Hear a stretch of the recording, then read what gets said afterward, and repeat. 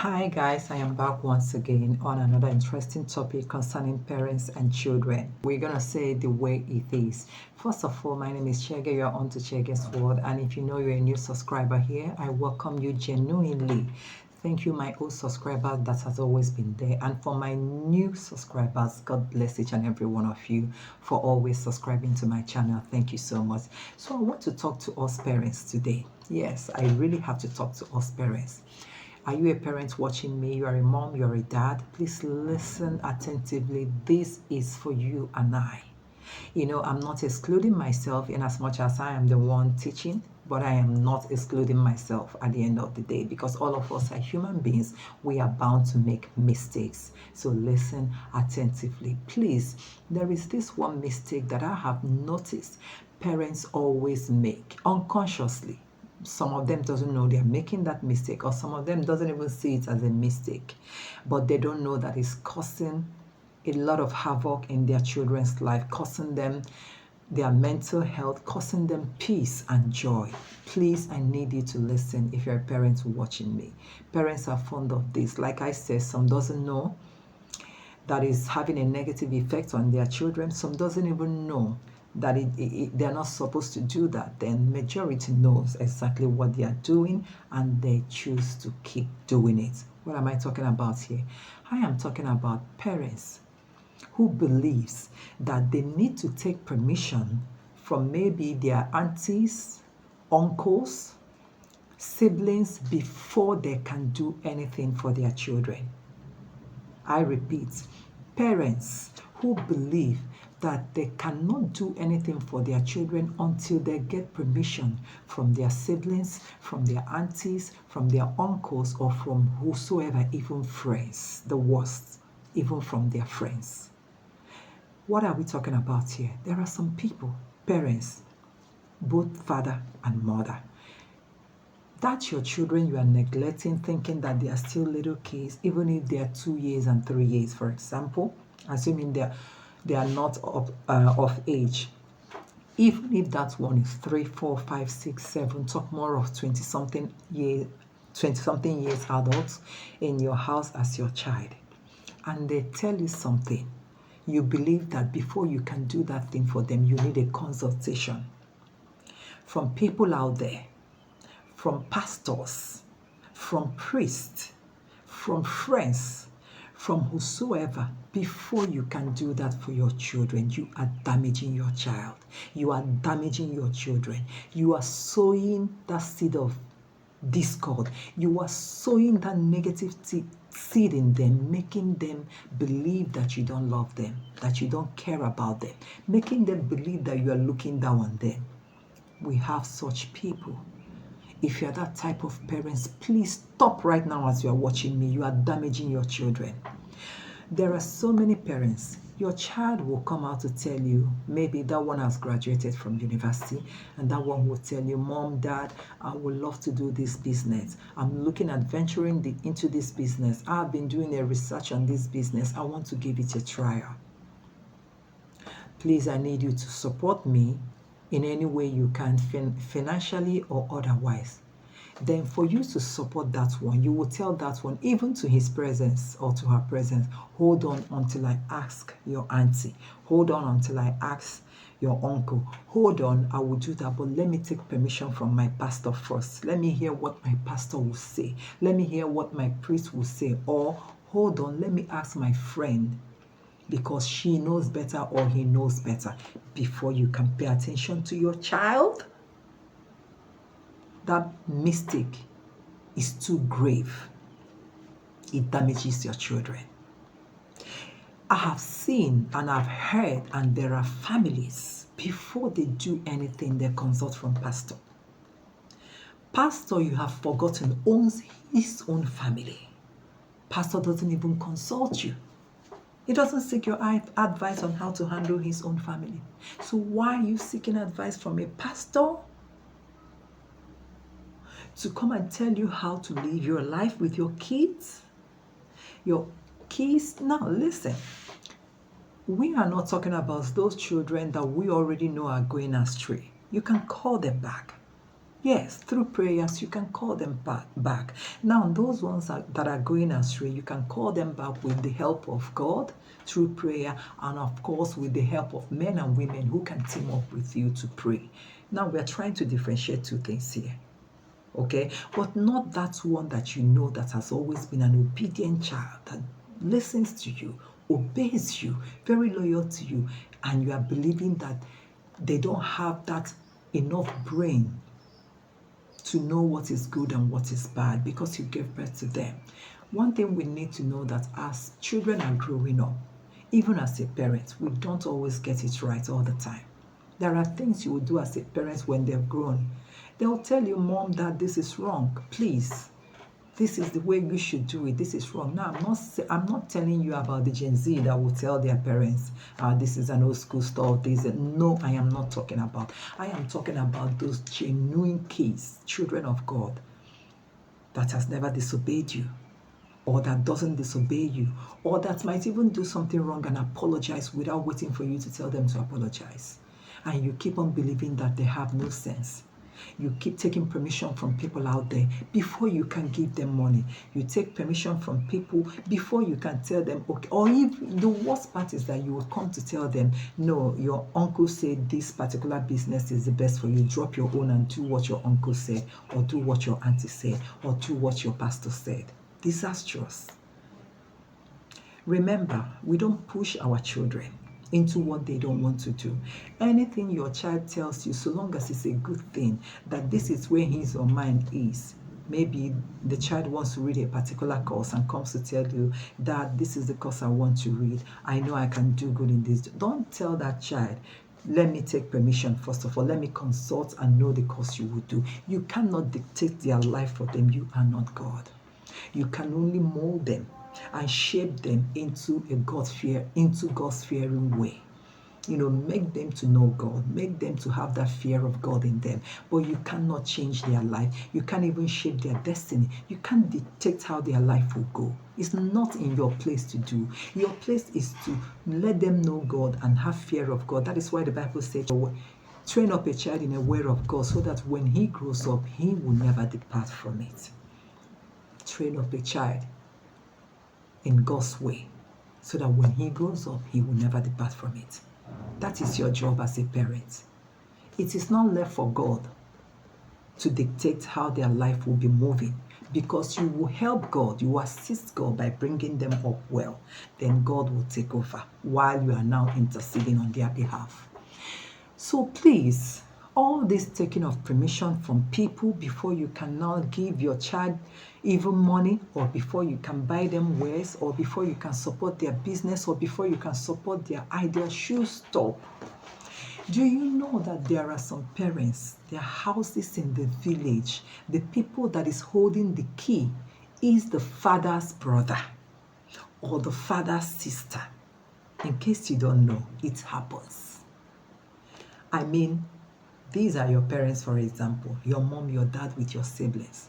But each time you people go home, your dad will now get your house key, your father's own house key, from his brother, your uncle. Is it right? No, it is capital letter N-O, wrong. Because that same uncle, the brother of your dad, does not give your dad his own house key. Your dad doesn't even know how he manages his own house. He doesn't give your dad his own key. But your dad always submits his own key in the name of my sibling. That has ruined a lot of families. That has caused many havoc in so many families. That is why till date, some cousins are in enmity with each other because of childhood trauma. Childhood trauma that everybody lived with and grew up with. Then you expect them to all of a sudden relax and pretend like nothing happened. That's why we have a lot of childhood trauma people walking about. And when you hear their stories, it's pathetic. You feel for them for real. Now, it is difficult for them to break out of that hatred and enmity. It takes only God. Because how can a man be giving his house key to his brother? Do you think if you hold the key as the owner of that house, that what will happen? If you feel you don't want to hold the key, give it to your wife. You have a wife. If you feel you don't want to give it to your wife, give it to your first son, give it to your first daughter, give it to your children, keep it in your house, wherever another place you people live in. Don't allow another to encroach your territory and start controlling you. We have had in fact, it's still happening. Then that's why sometimes you keep wondering, why are lives going in a negative manner? The one holding the key, if he happened to be a bad person, I'm sorry, the lives of the other people are all gone. If he happens to be a very diabolic man, wicked man, envious man that is envying the brother, what do you think will happen? If that person is diabolic, so long as he is the one holding the key, he opens the key. Or so long as she is the one holding the key, she opens the door, he opens the door, and they can do all sorts of diabolic things in your house waiting for you to come back, because you will surely come back one day. From that same house, they can take your children's destiny and mix it up, because wicked people knows destinies that are shining brighter than others. If your own children's destiny are shining brighter than his, they will take it. Even if it's not so shining brighter, they will still take the good destiny and add to their children's soul and destroy your life. Please, we can love each other in honesty and in truth, but do not forget that the way you love your own people might not be the way your children will love each other. Sometimes it's not about hatred. They don't hate each other. But who told you that the way you act with your own people is how your children will act? Who told you that? You have forgotten that these are different people having different kids. So the best thing is to live in peace with everyone. Live in peace with your brother. Live in peace with your sister. But do not hand over the key of your territory to anyone, not even to your pastor. Talk more of the people that when they are traveling, maybe outside the country, they hand over their house key to a pastor in the name of a pastor of their church. How sad. Why are you handing your key to your life? Because where you are living is your life. Yes, if anybody wants to kill you today, it's from your home. You know how? You don't even necessarily be in the house when they will kill you spiritually. No, all they need is that sand or the ground on where you step on.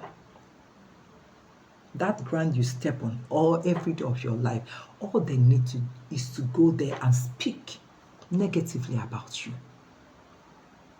Then, Lord have mercy on you if you are not the type that prays. Because I know a lot of people praise and pray for their house as well and decree a word in their house. If you go inside that house to do anything on that ground will strike that person dead. Or the ground will strike that person and cause sickness in their body. Strike them and also make them to confess. For those that walks in the spirit. Because in your house, in case you're watching me, you don't know all these things. Get to know this right now. In that your house you are living, wherever you are watching me, that is your house right now. Begin to speak to that house. That house knows you and respects you. These are spiritual exercise. The house is not a human being, but when you talk to that house, it will listen to you. When you talk to that ground, it will listen to you. Don't you know that when you talk to your car listens? You don't know? You think it's every car. That you think you can drive everybody's car like that. There are some cars when the owner gives you to drive, as you're handling it, the car will develop fault and keeps having faults. But the moment the owner works on it and touch the car and decree a word as the owner, that wherever this person takes you to, behave, the car will automatically start behaving. Now, these are spiritual exercise. There are things you need to know. So that's what I mean. That's what I mean by when you speak in your house, decree the four corners of that house, the four walls of that house, that whosoever shall step into it for negative mindset to cause havoc for you and your family, let that house, the ground on which the house stood, strike that person. Let all that they plan for you return back to them and make them to confess. So for you that still loves to hand over your key, well, I will tell you to stop, but if you insist you can't stop, learn how to decree a word in your house, the word of God, so that whosoever that will open your door in your absence to do any rubbish, They will call you on the phone. They will tell you to rush back home. Something is happening. Then when you go there, you see for yourself. So please, stop underrating your children. Even that little one, stop underrating them. They have a lot that makes sense you don't know about except you give them the opportunity to speak. I normally have meetings with my children. There was one of the family meeting I called for my little children. Do you know the last born that is still little? I purposely do that because I do not degrade them. I let them know that your input matters in the way forward of our lives. So I called her name, I said, please, if you have anything to say, please speak to us. She said, yes, Mama, I have something to say. I said, go ahead. This girl started talking and I felt goosebumps like as if an adult was talking. And do you know, at the end of the day, what she suggested made a huge sense. A huge sense. It was even her own suggestion that made things move for us in my family. Now, when somebody sees her, you'll be wondering, what can an 8-year-old suggest? Who told you? Give them that opportunity. Give them that chance. Let them speak. They have their own mindset. They have their own reasoning. Let them speak, even if you consider that thing rubbish. Allow them to spill out that rubbish. Out of every rubbish, you must pick atom of truth in it. Everything cannot be rubbish. Even that one that is 5 years, 4 years, 3 years, give them the opportunity to express themselves. Out of everything you believe that they are blabbing, you must pick something tangible. And stop consulting people before you can listen to your children. Please, stop consulting your pastors before you can give a go-ahead in your child's life. If you have the money to support your child in a good business they told you about, provided that child is not the one that goes about wasting your money, please go ahead and support your child. You do not need anybody's permission. The only permission you need is God. That is why I said, after having the meeting, hearing them out and heard everything they said, you can only tell them, all right, I've heard you, but we have to take it to God first. To God. And that your God is in your house, is in your home, is in your territory. You are not looking for God anywhere. Tell them, let's take it to God and hear what God has to say. Then pray with them together based on that issue. Hand it over to God. Then whatever God answers you, go ahead and support your child. Don't just go and consult a mere mortal like you. How much more somebody that is envious of you and your achievements and your family? Maybe is even angry, doesn't like your children, you don't know, doesn't even like you, you don't know, and you are consulting that person in the name of your pastor or in the name of uncle, aunties who told you that. In fact, when it comes to people you already know that are also having families like you think they are happy. You want to tell them that you are giving your child 5 million to set up a business. You think they're happy. They would rather prefer you direct that money over to them to give their own children. So what do you expect? What do you expect? Even if you have people that genuinely loves you, because of course we have them. Oh yes, there are some family that truly cares for each other. Still listen to your children and consult God. Each and every one of us, including the pastor or whosoever outside, that it is only God we are consulting. It is only God. So please do not allow another to dictate what goes on in your life, in your family, in you people's life. Do not see as the head of the family, you mother, you father. This is in your hands. Because if you do not protect your children, who will? Who will if you don't? So please be cautious of this. Be careful.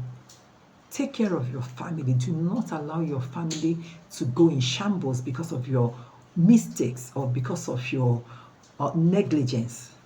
Be careful. Always consult God and go ahead with your business. That is the topic I want to teach us today. For those of you who doesn't know, a lot has happened So many enmity today because of childhood trauma and because of what our parents did. By consulting their own people before they can now do something tangible in their own personal home of their wife and children is very wrong. And so many negative things has happened to a lot of people out there. That's why when you see them as full-fledged adults, there's so much quarrel, unseen quarrel, hidden quarrel, but you know that you and these people are not in good terms. Yes, it's because of childhood trauma. So parents, that's why I say today's topic is for you mom, for you dad. Remember, you love your children so much, you don't allow another person to dictate for you how to love them. Talk more of some people that will consult their pastor, and their pastor will tell them the person their son will marry or their daughter will marry. This is the pastor that will tell you this is the person you will marry. All wrong. You don't choose anyone or anything for your children. Let God lead. Allow God to lead their lives. With prayers from you as their parents interceding on their behalf, God will never abandon them. They will definitely make the right decision with your prayer and your advices for them. Please, you don't need a third party to do that for you. If your third party outside is telling you, I don't want your daughter to marry this person, who is the person to put his or her mouth in your family affair? Be wise, people. And if you are the type that worships people outside, more, stop it. Worship only one true God. Have respect for people while they respect you back. So parents, I hope you have understood everything I thought in this particular teaching. This is for you and I. Let's begin to correct it and get it right together before it's too late. Because in the long run, if you are the type doing this thing, when your children grow up, they are not always happy with those parents. Because of what? Childhood trauma. They are ready to tell you to your face as an adult that you never loved them. That's why you always consult people before you know if you can help them or not. They can tell you that. And how do you defend yourself at that time? Maybe at that time you are now working with walking stick. You are shaking you of age. You can't do anything anymore. And you see them towering over you, telling you never loved us. How would you feel? Your heart will completely shatter. Because the truth is, you might deeply love them, thinking that you are doing the right thing without knowing that you are damaging them. And they will continue with that trauma, except when the Holy Spirit intervenes. So please, let's be careful as parents and let's be guarded. Okay? God bless each and every one of you. I hope you love this topic of today. I am going to bring another interesting one, but for now, I have to say, take care of yourself, everyone, and God loves you. And of course, me. Have a great day. Bye.